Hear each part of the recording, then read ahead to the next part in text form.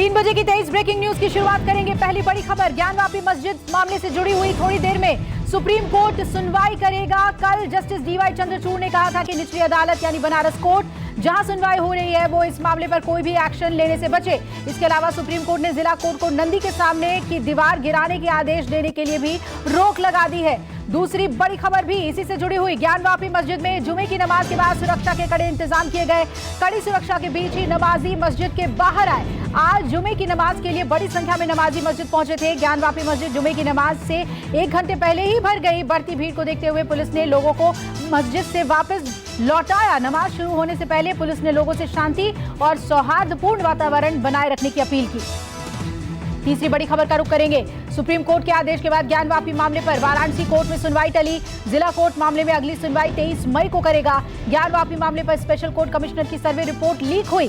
Special court commissioner Vishal Singh की report में दीवारों पर हिंदू चिन्हों का जिक्र किया गया है। और अब 3 बजे की चौथी बिग ब्रेकिंग का रुख कर रहे हैं। नवजोत सिंह सिद्धू को बड़ा झटका लगा। सरेंडर से राहत की अर्जी पर तुरंत सुनवाई से चीफ जस्टिस ने इनकार किया। नवजोत सिंह सिद्धू ने सरेंडर के लिए सुप्रीम कोर्ट से वक्त मांगा था। मेडिकल ग्राउंड्स के आधार पर सरेंडर करने के लिए समय मांगा था। कल सुप्रीम कोर्ट ने सिद्धू को 34 साल पहले के रोड रेज मामले में 1 साल की सजा सुनाई थी। आज सिद्धू को कोर्ट में सरेंडर करना है। आगे बढ़ेंगे, 5वीं बिग ब्रेकिंग। जमानत पर जेल से रिहा हुए लालू यादव की मुश्किलें बढ़ गई हैं। रेलवे में नौकरी दिलाने के भ्रष्टाचार मामले में सीबीआई की छापेमारी जारी है। लालू यादव के 17 ठिकानों पर सीबीआई ने रेड की। राबड़ी देवी के घर पर सीबीआई ने छापेमारी की और सीबीआई की 8 सदस्यीय टीम राबड़ी देवी के घर रेड के लिए पहुंची। दिल्ली में लालू यादव की बेटी मीसा भारती के घर भी सीबीआई के छापे पड़े हैं और दिल्ली के अलावा भोपाल, गोपालगंज, पटना में भी सीबीआई रेड चल रही है। 3 बजे की अगली बिग ब्रेकिंग का रुख करेंगे। राष्ट्रीय जनता दल ने सीबीआई पर निशाना साधते हुए ट्वीट किया, कहा तोते हैं तोतों का क्या। आरजेडी नेता और विधायक आलोक मेहता ने कहा एक मजबूत आवाज को दबाने की कोशिश हो रही है। सीबीआई की कार्रवाई पूरी तरह से पक्षपाती है। पूर्व मुख्यमंत्री राबड़ी देवी के भाई प्रभुनाथ यादव ने केंद्र सरकार पर निशाना साधा और कहा कि केंद्र सरकार जानबूझकर राबड़ी देवी के परिवार को तंग कर रही है। आगे बढ़ेंगे, 3 बजे की अगली बिग ब्रेकिंग। लालू यादव के कई ठिकानों पर सीबीआई की छापेमारी पर बीजेपी नेता सुशील मोदी ने प्रतिक्रिया दी। कहा जब लालू यादव रेल मंत्री थे तो उन्होंने ग्रुप डी की नौकरी देने के बदले दर्जनों लोगों से जमीन लिखवा ली।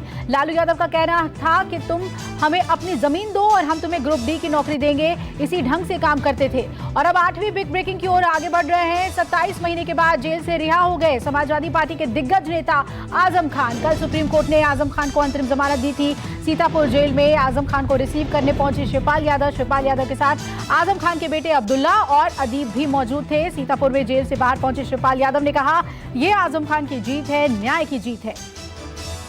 3 बजे की बिग ब्रेकिंग में आगे बढ़ेंगे। आजम खान की रिहाई को लेकर अखिलेश यादव ने ट्वीट किया, कहा झूठ के लम्हे होते हैं, सदियां नहीं। अखिलेश यादव ने ट्वीट करके रिहाई का स्वागत किया। ट्वीट में बोले पूरा एतबार है कि आजम खान बाकी झूठे मामलों में बाइज्जत बरी होंगे। कुछ दिनों से आजम खान और अखिलेश यादव के बीच अनबन की खबर सामने आई थी और खबर यहां तक थी कि आजम ने जेल में मिलने पहुंचे सपा के प्रतिनिधिमंडल को बिना मिले लौटा दिया था। आगे बढ़ेंगे, 3 बजे की अगली बिग ब्रेकिंग। राष्ट्रीय पदाधिकारियों की बैठक में पीएम मोदी का कांग्रेस पर निशाना।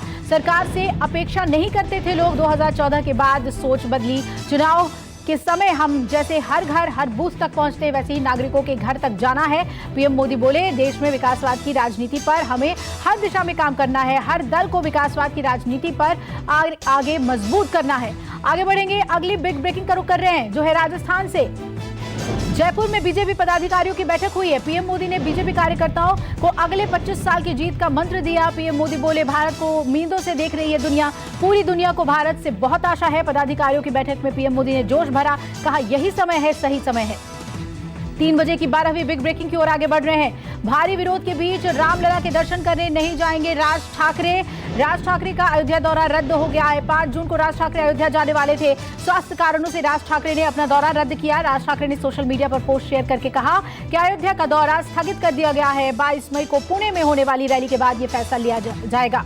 आगे बढ़ेंगे, अगली बिग ब्रेकिंग का रुख कर रहे हैं। उदयपुर कांग्रेस के चिंतन शिविर पर प्रशांत किशोर के ट्वीट करके निशाना साधा है। प्रशांत किशोर ने अपनी पोस्ट में लिखा कि कांग्रेस को चिंतन शिविर से कुछ भी सार्थक हासिल नहीं हुआ है। चिंतन शिविर सिर्फ कांग्रेस नेतृत्व को समय देने के अलावा कुछ नहीं है। यथास्थिति को लंबा खींचने की कोशिश है। कम से कम गुजरात और हिमाचल प्रदेश में मिलने वाली हार तक आगे बढ़ेंगे, अगली बिग ब्रेकिंग पेगासस मामले से जुड़ी हुई जांच कमेटी को सुप्रीम कोर्ट ने दिया और समय, और सुप्रीम कोर्ट ने पेगासस जासूसी मामले की जांच कर रही टेक्निकल कमेटी से 4 हफ्ते में अंतिम रिपोर्ट देने के लिए कहा है। सुप्रीम कोर्ट ने कहा कमेटी जांच की निगरानी कर रहे पूर्व जज की रिपोर्ट दे।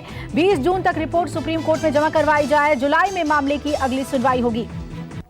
3 बजे की 15वीं बिग ब्रेकिंग, 4 धाम यात्रा से जुड़ी हुई यात्रा के लिए ऑफलाइन पंजीकरण 7 दिनों के लिए बंद किया गया है। ऑफलाइन पंजीकरण बंद होने से हजारों यात्री ऋषिकेश में फंस गए हैं। राज्य के पर्यटन सचिव के मुताबिक उत्तराखंड सरकार ने 4 धाम यात्रा शुरू करने से पहले के लिए ऑफलाइन पंजीकरण के समय को 1 महीने से घटाकर 1 सप्ताह कर दिया है। यात्रा मार्गों पर 20 स्थानों पर पंजीकरण हो रहा है। और अब 3 बजे की 16वीं बिग ब्रेकिंग, गुजरात से गांधीनगर में 2011 बैच के आईएएस अधिकारी और सुरेंद्रनगर के पूर्व कलेक्टर राजेश के घर पर सीबीआई का छापा पड़ा है। राजेश इस समय राज्य के सामान्य प्रशासन में पोस्टेड है और राजेश पर बंदूक लाइसेंस जारी करने और जमीन मामलों में गड़बड़ी का आरोप है। दिल्ली सीबीआई ने राजेश के खिलाफ एफआईआर दर्ज कर ली है। 17वीं बड़ी खबर 3 बजे की, अब यूपी में हाईटेक हुआ कानून बनाना। लोकसभा अध्यक्ष ओम बिरला ने यूपी में ई विधान प्रणाली का उद्घाटन किया। ई विधान प्रणाली के बाद यूपी में विधान मंडल की कार्यवाही अब पेपरलेस होगी। कार्यक्रम के दौरान मंच पर एक साथ दिखे सीएम योगी और अखिलेश यादव। कार्यक्रम के दौरान ओम बिरला ने कहा यूपी की विधानसभा शायद देश की सबसे बड़ी विधानसभा होगी। 3 बजे की 18वीं बिग ब्रेकिंग, रामबन में निर्माणाधीन टनल का हिस्सा गिरने से बड़ा हादसा हुआ है। हादसे के कई घंटे बाद भी सर्च ऑपरेशन जारी है।